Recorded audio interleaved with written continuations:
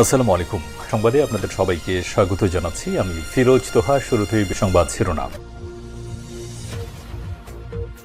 বাংলাদেশের সর্বশেষ গুরুত্বপূর্ণ আপডেট সংবাদে আপনাকে স্বাগত। শুরুতেই সংবাদ শিরোনাম, পরে বিস্তারিত। প্রথমে জানাবো, আওয়ামী লীগ নিষিদ্ধ করার বিষয়টি সরকারের রাজনৈতিক সিদ্ধান্ত, বলছে জাতিসংঘ। পরিস্থিতি বিবেচনা আওয়ামী লীগ নিষিদ্ধ সরকার রাজনৈতিকভাবে নিয়েছে বলে মনে করে জাতিসংঘ। অবস্থান স্পষ্ট করে আবাসিক প্রতিনিধি গোয়েন লুইস বলেছেন, সুষ্ঠু, গ্রহণযোগ্য ও অংশগ্রহণমূলক নির্বাচন কমিশনকে সহায়তা করবে তারা। আজ জাতীয় প্রেস ক্লাবে ডিপ্লোম্যাটিক করেসপন্ডেন্ট অ্যাসোসিয়েশন বাংলাদেশ বা ডিক্যাপ জাতিসংঘ আবাসিক প্রতিনিধি দলের সঙ্গে ডিক্যাপ টক শীর্ষক এক আলোচনা অনুষ্ঠানে তিনি এসব কথা বলেছেন। এ সময় তিনি বলেছেন, আমরা অন্তর্বর্তীকালীন সরকারকে সব রকমের সহায়তা দিতে প্রস্তুত। জানাবো, গাজায় রুটির বদলে মিলছে গুলি। ভোরের আলো ফোটার আগেই গাজায় ক্ষুধার্ত মানুষের ভিড় জমে। গাজায় ত্রাণ বিতরণ কেন্দ্রগুলোতে শিশুদের কান্না থামাতে বাবা মারা ছুটে যান রুটির খোঁজে, কিন্তু দুর্ভাগ্যজনক সেখানে রুটির বদলে তারা ফিরছেন মাথায় গুলি নিয়ে, কেউ বা স্ট্রেকচারে করে, কেউ লাশ হয়ে ফিরছেন। খাদ্য সংকটে বিধ্বস্ত গাজার দক্ষিণ অঞ্চলে যখন মানুষ ট্রাকের পাশে ত্রাণের জন্য জড়ো হচ্ছে, ঠিক তখনই নামে ইসরায়েলি বুলেট বৃষ্টি। সম্প্রতি দেখা গেছে গাজার বিভিন্ন এলাকায় ত্রাণ নিতে আসা লোকজনদের উপর ব্যাপক হারে গুলিবর্ষণ করছে ইসরায়েলি সেনারা। এতে খাদ্য নিতে আসা নিরীহ ফিলিস্তিনিরা গুলির আঘাতে মারা যাচ্ছে। খাবার নিতে এসে তারা রুটির বদলে পাচ্ছে গুলি।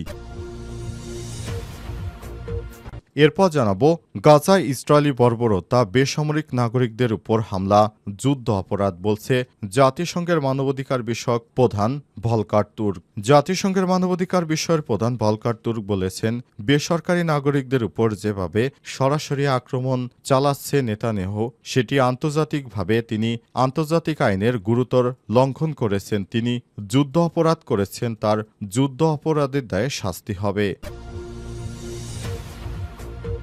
এদিকে কানাডার এক সিদ্ধান্তে ঘরে বাইরে বিপদে নরেন্দ্র মোদী। কানাডায় অনুষ্ঠিত হতে যা জি7 সম্মেলন এখনও আমন্ত্রণ পায়নি ভারত। এতে ঘরে বাইরে ইমেজ সংকটে পড়েছে হিন্দুত্ববাদী দেশটির প্রধানমন্ত্রী, পৃথিবীর নিকৃষ্ট প্রধানমন্ত্রী নরেন্দ্র মোদী। জানাবো, চিকিৎসার অবহেলায় ধর্ষিত শিশুর মৃত্যু, উত্তাল ভারত। ভারতের বিহারে পাটনা মেডিকেল কলেজ হাসপাতালে চিকিৎসায় দেরি হয় ধর্ষণের শিকার 10 বছর বয়সী এক দলিত মেয়ের মৃত্যুর ঘটনায় দেশজুড়ে ক্ষোভের সৃষ্টি হয়েছে। আজ মেয়েটি হাসপাতালেই মারা যায়। মেয়েটির পরিবারের অভিযোগ, আজ অ্যাম্বুলেন্সে প্রায় 4 ঘন্টা অপেক্ষার পর মেয়েটিকে হাসপাতালে ভর্তি করানো হয়েছিল। এত দীর্ঘ সময় অ্যাম্বুলেন্সে থাকার ফলে তার মৃত্যু হয়েছে। যদি চিকিৎসাটায় অবহেলা না হতো তাহলে মেয়েটি মারা যেত না। এরপরই এই চিকিৎসা নিয়ে উত্তাল পুরো ভারতবর্ষ। প্রিয় দর্শক, এতক্ষণ শুনছিলেন সংবাদ শিরোনাম, এবারে বিস্তারিত। তবে তার আগে বন্ধুরা, অনুরোধ থাকবে সংবাদটিতে একটি লাইক দিন। এই চ্যানেলে আপনি নতুন হয়ে থাকলে আমাদের সংবাদটি দেখতে দেখতে চ্যানেলটি সাবস্ক্রাইব করে রাখুন। কমেন্ট করে বন্ধুরা আপনার মূল্যবান মতামত জানিয়ে দিন আপনি বিশ্বের কোন দেশ থেকে বা বাংলাদেশের কোন স্থান থেকে আমাদের সংবাদটি দেখছেন এবং শুনছেন। এবারে বিস্তারিত। আওয়ামী লীগ নিষিদ্ধ করার বিষয়টি সরকারের রাজনৈতিক সিদ্ধান্ত, বলছে জাতিসংঘ। পরিস্থিতি বিবেচনা আওয়ামী লীগ নিষিদ্ধ সরকার রাজনৈতিকভাবে নিয়েছে বলে মনে করে জাতিসংঘ। অবস্থান স্পষ্ট করে আবাসিক প্রতিনিধি গোয়েন লুইস বলেছেন, সুষ্ঠু, গ্রহণযোগ্য ও অংশগ্রহণমূলক নির্বাচন কমিশনকে সহায়তা করবে তারা। আজ জাতীয় প্রেস ক্লাবে ডিপ্লোম্যাটিক করেসপন্ডেন্ট অ্যাসোসিয়েশন বাংলাদেশ বা ডিক্যাপ জাতিসংঘ আবাসিক প্রতিনিধি দলের সঙ্গে ডিক্যাপ টক শীর্ষক এক আলোচনা অনুষ্ঠানে তিনি এসব কথা বলেছেন। এ সময় তিনি বলেছেন, আমরা অন্তর্বর্তীকালীন সরকারকে সব রকমের সহায়তা দিতে প্রস্তুত।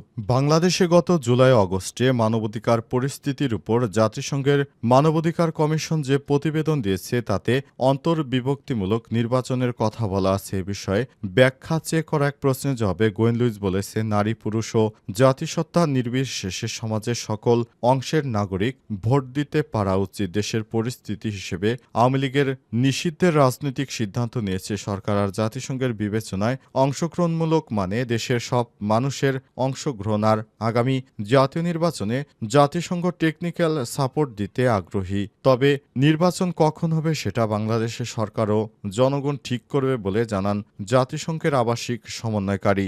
দেশের রাষ্ট্র ব্যবস্থায় সংস্কার ও নির্বাচন নিয়ে কথা বলছে গোয়েন লুইস, ঠিক কোনটি আগে চান এমন প্রশ্নের জবাবে তিনি বলেছেন, সিদ্ধান্ত বাংলাদেশের জনগণের। বাংলাদেশকে জাতিসংঘের গুরুত্বপূর্ণ অংশীদার উল্লেখ করে ভবিষ্যতে সম্পৃক্ততা আরও বাড়ানোর কথা বলেছেন তিনি। এদিকে রাখাইনে মানবিক করিডোর হবে কিনা সেটা নির্ভর করছে বাংলাদেশ ও মিয়ানমারের সরকারের উপর। বাংলাদেশ মিয়ানমার সরকার সম্মত হলে এটা বাস্তবায়ন হবে বলে জানান গোয়েন লুইস। তবে দুই দেশের কোনো সরকারই যদি রাজি না হয় তাহলে সেক্ষেত্রে কোনো করিডোর হবে না, স্পষ্ট বার্তা। ফিলিস্তিনে রুটির বদলে মিলছে গুলি।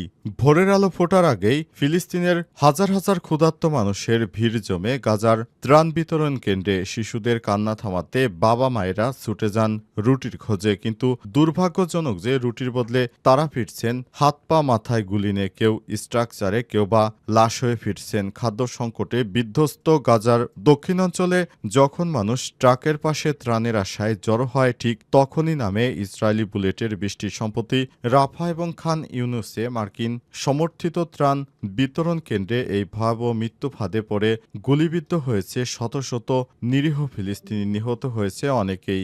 শোয়েব আবু তোয়ের তাদের একজন, আজ তার 4 সন্তানের জন্য রুটি আনতে গিয়েছিলেন তিনি, কিন্তু ফিরেছেন মাথায় গুলিবিদ্ধ লাশ হয়ে। খবর আল জাজিরার। কয়েক সপ্তাহ ধরেই গাজায় সহায়তা কেন্দ্রগুলোতে দখলদার ইসরায়েলি বাহিনী নির্বিচারে গুলি চালাচ্ছে। তারা ত্রাণ দেওয়ার কথা বলে তারপর নিরীহ মানুষদেরকে সেখানে নিয়ে যায় এবং সেখানে তাদের উপর গুলি চালিয়ে হত্যা করা হচ্ছে নিরীহ ফিলিস্তিনিদেরকে। বলা হচ্ছে, তোমাদেরকে ত্রাণ দেব, তোমরা আমাদের সঙ্গে সই। কথা বলে নিরীহ মানুষ, ক্ষুধার্ত মানুষ তাদের সঙ্গে যায় খাবার পাওয়ার জন্য, কিন্তু তারা একটি একত্রিত করে সমস্ত মানুষদেরকে তারপর তাদের উপর গুলি চালিয়ে হত্যা করছে। এটি পৃথিবীর ইতিহাসে সবথেকে নিকৃষ্ট এক স্বৈরাচারী ঘটনা, যা পৃথিবীর বুকে এর আগে কোনোদিনও হয়নি। এ অবস্থা চলছে গাজায়। গাজায় নিরীহ মানুষরা এখন যাবে কোথায়, খাবে কি? এখন তাদের দেখার মতো কেউ নেই।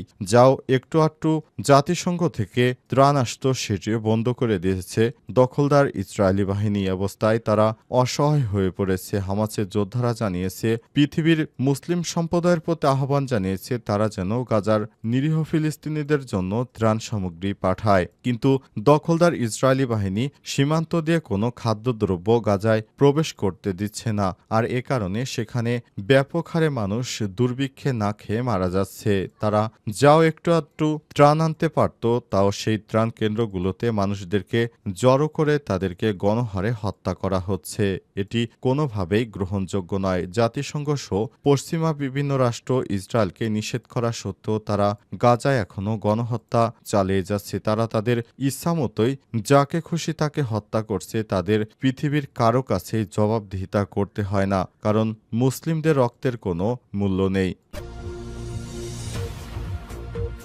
গাজায় বেসামরিক নাগরিকদের হত্যা, গাজায় ইসরায়েলি বর্বরতা, বেসামরিক নাগরিকদের উপর হামলা যুদ্ধ অপরাধ বললেন জাতিসংঘের ভলকার তুর্ক। জাতিসংঘের মানবাধিকার বিষয়ক প্রধান ভলকার তুর্ক বলেছেন, বেসরকারি নাগরিকদের উপর সরাসরি আক্রমণ কোনোভাবেই মেনে নেওয়া যায় না।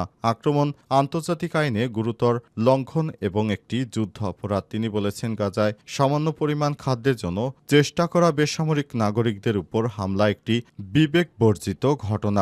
তুর্ক জানিয়েছে, গাজায় ত্রাণ বিতরণ কেন্দ্রের কাছে হত্যাকাণ্ডের ঘটনায় স্বাধীন তদন্তের আহ্বান জানিয়েছেন তিনি আরও বলেছেন, একনাগাড়ে 3 দিন যুক্তরাষ্ট্র ইসরায়েল সমর্থিত ত্রাণ বিতরণ কেন্দ্রের কাছে ফিলিস্তিনিরা হত্যার শিকার হয়েছেন এবং এজন্য দায়ী অবশ্যই দায়ীদেরকে জবাবদিহিতার আওতায় আনতে হবে। এছাড়াও গাজায় একটি ত্রাণ বিতরণ কেন্দ্রের কাছে ইসরায়েলি নাগরিকরা ফিলিস্তিনিদের উপর হামলা করেছে এবং তাদের হত্যার ঘটনায় স্বাধীন তদন্তের আহ্বান জানিয়েছে জাতিসংঘের মহাসচিব অ্যান্তোনিও গুতেরেস। ত্রাণ সংগ্রহের জন্য অপেক্ষায় থাকা লোকজন এর উপর ইসরায়েলি বাহিনী গুলি চালিয়েছে বলে বিভিন্ন গণমাধ্যমে খবর আসার পর একটি স্বাধীন তদন্তের আহ্বান জানানো হয়েছে। এর আগে যুক্তরাষ্ট্র ও ইসরায়েল সমর্থিত গাজা হিউম্যানিটেরিয়ান ফাউন্ডেশন বা জিএইচএফ পরিচালিত রাফা কেন্দ্রে মানুষ খাবারের জন্য অপেক্ষা করার সময় গুলির কথা জানিয়েছে প্রত্যক্ষদর্শীরা।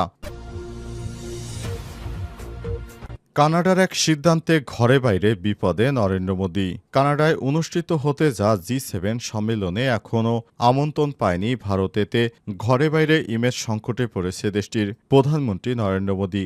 বিরোধী দলীয় দল কংগ্রেস এটিকে নরেন্দ্র মোদীর আরেকটি বড় কূটনৈতিক ব্যর্থতা হিসেবে অভিহিত করেছে। তারা বলছে, নরেন্দ্র মোদীর পূর্বসূরি ভারতীয় প্রধানমন্ত্রী জি7-এ বিশেষ মর্যাদা পেতেন। বর্তমান প্রেক্ষাপটে বিশ্বে মোদীর গ্রহণযোগ্যতার প্রশ্নটি আবারও আলোচনার দাবি রাখে। খবর দ্য ইকোনমিক টাইমসের। কংগ্রেস পার্টি দাবি করেছে যে কানাডায় অনুষ্ঠিত জি7 শীর্ষ সম্মেলনে ভারতকে আমন্ত্রণ না জানানো আরেকটি বড় কূটনৈতিক ভুল। তারা এটিকে ভারতের বর্তমান সরকারের কূটনৈতিক ব্যর্থতা হিসেবে উল্লেখ করেছে। কারণ নরেন্দ্র মোদী দেশে যতদিন পর্যন্ত তিনি প্রধানমন্ত্রী হিসেবে দায়িত্ব পালন করছেন এ পর্যন্ত নরেন্দ্র মোদী কখনোই সফলতা অর্জন করতে পারেননি। নরেন্দ্র মোদী সরাসরি হিন্দু এবং মুসলিমদের মধ্যে দাঙ্গা বাঁধিয়ে দিচ্ছে। কারণে নরেন্দ্র মোদীকে বলা হচ্ছে হিন্দুত্ববাদী, কঠোর এক হিন্দুত্ববাদী সন্ত্রাসী। এই হিন্দুত্ববাদী সন্ত্রাসী তিনি ভারতের মুসলিমদেরকে গ্রেপ্তার করে করে তারপর